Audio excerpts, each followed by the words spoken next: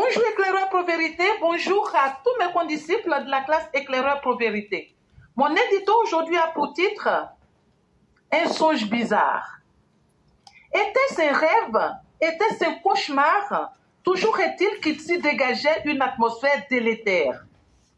J'ai vu des corps qui semblaient être ceux de soldats gisant au sol sans vie. Ces soldats auraient-ils pu être tombés dans un guet-apens? Mais pourquoi étaient-ils à cet endroit?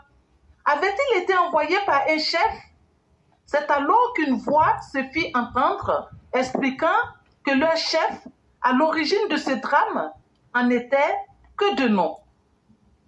Le genre de leader qui prend la fuite au moindre coup de canon. Un irresponsable indigne qui envoie ses pères au front avec le stupide slogan de « Ma connerie ou le chaos, vous mourrez ». Le chef Maboul aurait lui-même usurpé sa place de chef. Cela ne devrait plus exister de nos jours. Quel soldat obéit encore à un usurpateur, fut-il en treillis? Le chef s'était, paraît-il, volatilisé, caché en lieu sûr, en attendant que. Que quoi? C'est alors que des soldats blancs, d'anciens bannis sociaux, ex-chefs de gang, voleurs et assassins dans leur pays, firent leur entrée dans le pays du chef vautour. Mon Dieu! Il n'y a pas plus dégradant, plus dévalorisant pour un gueulard que de démontrer ainsi au grand jour son incapacité à faire mieux que son prédécesseur qu'il avait forcé au départ. En tout cas, le chef lâche, racé, René sortit de sa tanière une fois que les soldats blancs étaient dans la place. Que s'était-il passé dans sa cachette pour qu'il soit devenu aujourd'hui presque inaudible, nous laissant penser qu'il plane désormais sur sa grosse tête une épée de Damoclès? Une chose semble déclencher, qu'il a tiré de son profond rêve de pouvoir berner son peuple encore plus longtemps. Quant à moi, c'est l'heure du réveil aussi. Il y a de ces rêves au cauchemar, on va dire, qui vous épuisent et vous donnent l'impression que la nuit n'a duré qu'une heure. Merci et à bientôt.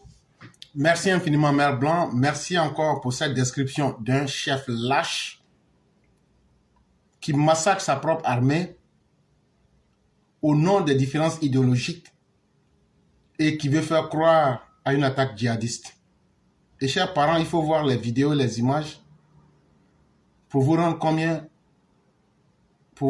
combien de fois cela est horrible. Et Mère Blanc pose une question qui est très essentielle. L'armée, c'est d'abord la structure, le commandement. Qui a envoyé ces soldats au front? Qu'ils soient morts à travers une attaque djihadiste ou à travers un règlement de compte, mais qui les a envoyés là où ils étaient? Ce chef-là est le premier accusé. Est-ce que les soldats burkinabés mouraient par centaines, par dizaines de centaines quand ils étaient dirigés par des civils? Est-ce qu'aujourd'hui le Burkina, qui aujourd'hui a besoin de faire recours à des forces mercenaires, n'est pas devenu un État paria? Voilà autant de questions qu'il faut se poser. Imaginez-vous quelqu'un qui a été formé pour être un médecin, mais qui lui-même, ne pouvant pas assurer sa fonction de médecin, c'est lui qui demande aux patients de le soigner, ou bien de soigner les gens. Comment on peut comprendre qu'un militaire qui dit qu'il pouvait mettre fin à l'instabilité au Burkina en 3 mois, comment se fait-il qu'aujourd'hui c'est lui qui a besoin des mercenaires? Et j'ai déjà fait une émission, je crois, il y a 2 ou 3 jours, où je vous ai parlé du danger des mercenaires.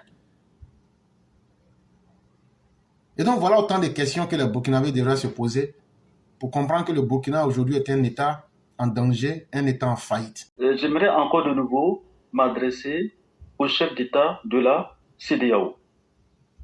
Cher président de la CEDEAO, vous savez, que ce soit les putschistes, je suis au téléphone, que ce soit les putschistes qui sont au Niger, que ce soit les putschistes qui sont au Mali, que ce soit les putschistes qui sont au Burkina Faso, c'est des gens qui sont en train de jouer avec vos esprits. quand ils se lèvent pour faire des bêtises là, eux que vous voulez vous lever pour aller les remettre à l'ordre, qu'est-ce qu'ils font? Ils vont créer sur tous les toits que vous voulez venir les faire du mal, vous voulez venir les attaquer, vous allez venir faire des morts, ils jouent avec vos esprits. Mais eux là, quand la population ou les militaires veulent se lever contre eux-mêmes, qu'est-ce qu'ils font? Ils n'hésitent même pas à être solidaires entre eux-mêmes les putschistes. Ils s'en fichent de ce que les gens pensent. Ils s'en fichent de ce que les gens vont dire. Mais vous, quand vous voulez vous lever pour aller remettre de l'ordre par rapport aux différents putschs qu'ils veulent faire, regardez ce qu'ils font. Ils jouent avec vos esprits. Donc ce que je veux dire par là, c'est quoi, chers dirigeants de l'Afrique de l'Ouest? Arrêtez de vous faire embobiner.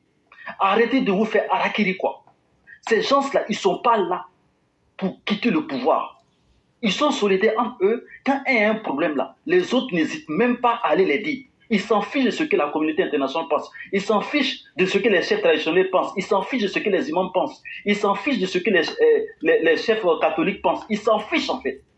Ils font ce qu'ils aiment, ce qu'ils ont à faire pour s'entraider. Peu importe ce que les gens pensent. Mais vous, quand ils veulent faire des pushs quand il y a un push dans un pays là, mais pourquoi vous hésitez à aller mettre de l'ordre? Ce que vous tolérez là, ça va finir par vous avaler vous-même.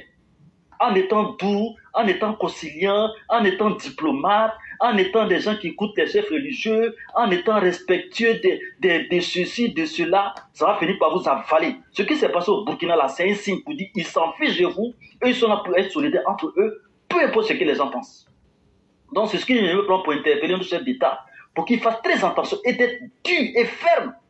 Si jamais une situation comme ça se passe dans un pays où on fait un coup d'État, il faut être très ferme. Il ne faut pas écouter ce qu'ils disent. Ça, c'est ce que j'aimerais prendre pour interpeller nos chefs d'État.